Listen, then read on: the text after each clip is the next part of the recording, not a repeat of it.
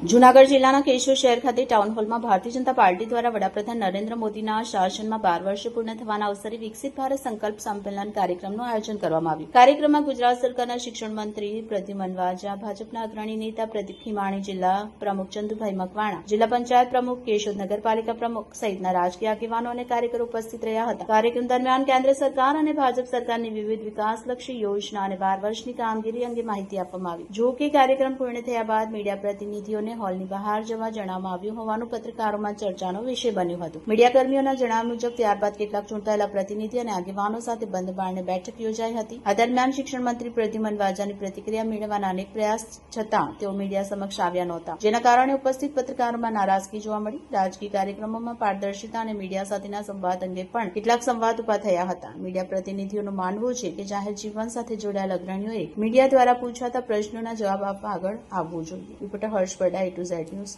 Keshod.